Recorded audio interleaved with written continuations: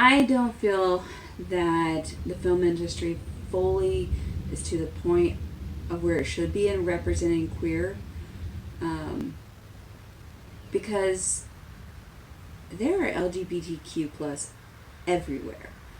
I don't care where you think you do or don't have, they are. You just don't know that they are.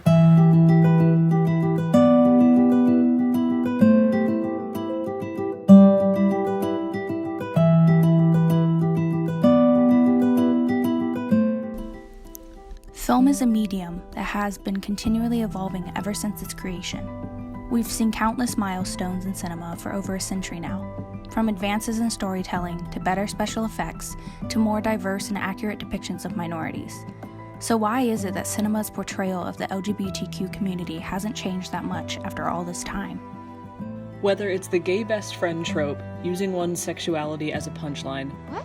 It started when I broke up with my girlfriend. Whoop, there it is. or just an overall lack of clear and accurate representation, as far as mainstream movies are concerned, the LGBTQ community is not seen as a legitimate voice in film. Film should represent life as to who we are. The strides that film and media are trying to make for LGBT representation are good, but I think the level that a lot of people think we're at, we're not really. I think the industry has some room to grow. I think we're still underrepresented.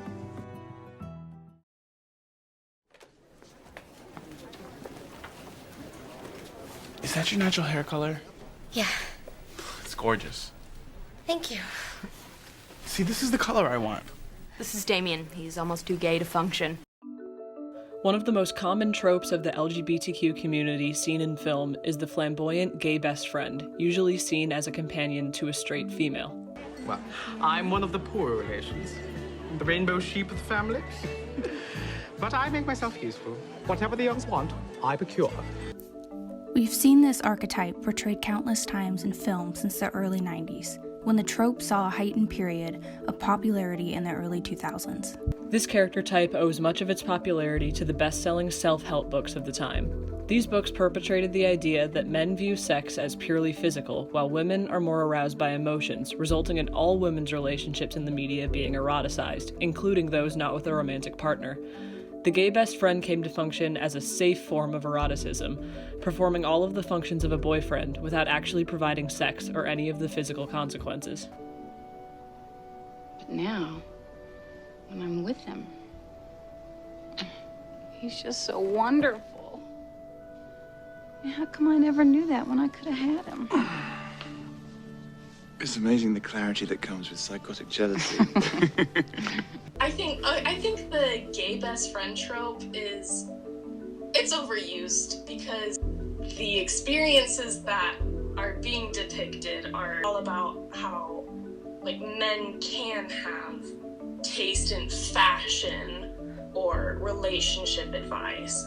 It's toxic for men to be seeing that as if I can have an emotional connection with a woman, then I have to be gay. It's a way to involve queer characters without addressing the struggles and humanity of queer people.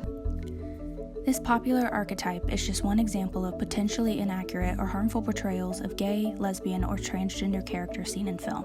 L Word, the original L Word, they brought it back recently. But originally, around season 3, they had some Midwestern lesbian. They had this portrayal of, oh, this is like what Midwestern lesbians are like.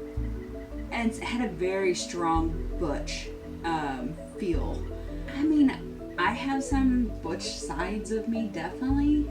But I also have a very different side of me that's very professional. But this character, it seemed to be very one-sided. And I just didn't appreciate it. I didn't feel like it was an accurate portrayal across to everybody watching it. All too often, the LGBTQ community's primary purpose in a film is to be the punchline, whether it's through an overly absurd character for the protagonist to laugh at. So, are you like a male model or a female model? All is not defined by binary constructs. That's cool. I don't like labels either. But I think he's asking, do you have a hot dog or a bun? Or treating transgender characters threatening to straight men who might be tricked by their appearance. My name is Lorelai, and I'm kind of new to this. Yeah. You're new to online dating. Yeah. Or as in most cases, just not being represented at all. Time and again, major studios decline to include any LGBTQ characters whatsoever in their major releases. And if there is any effort to do so, it's buried under layers of vagueness and lack of meaningful screen time. It was never ever written in the script as it was. Director Bill Condon said, it was never his intention for this character specifically to be gay.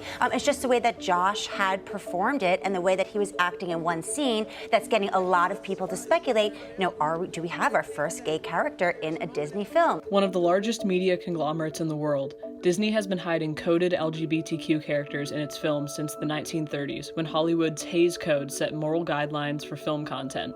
That conservative tradition has continued on in Disney films today, with many recognizable characters being written as having stereotypical queer qualities without the film actually stating that they are. I think dancing takes some game. You got game? Little? One thing that bothers me about Disney's queer coding is that they are trying to, it's queer baiting, it's very, very subtle queer baiting, but the fact is that they won't come out and say it because they're protecting this family-friendly brand. So it feels bad to feel like your humanity cannot be recognized in something that can be consumed by children. Disney opened its streaming platform, Disney Plus, but they took Love, Simon off of it and put it on Hulu, because it wasn't seen as family friendly. So when Disney controls 60% of our media, the fact that their brand cannot include queerness is really problematic.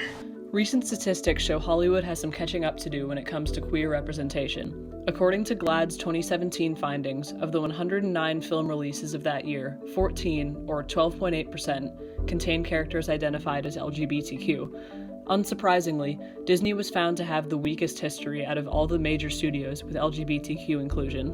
GLAAD also found that of those films, gay men are overwhelmingly more represented than lesbian women, and there were 0 transgender inclusive films. In GLAAD's 2018 report, 26 of the LGBTQ characters represented in 2018 had less than 3 minutes of screen time, with 16 having less than 1 minute. But I think every film, every show should have characters like that, because it's real life. We have a few good movies and storylines in TV that are way more accurate and lovely to see as a queer person, but I would hope that more queer people can see themselves represented. It really should be people that truly are trans playing trans characters. It should be truly a lesbian playing a lesbian. So me as a white middle class queer person, I see a lot of myself represented, but maybe a black transgender person might not see themselves represented as much. Especially in the trans community.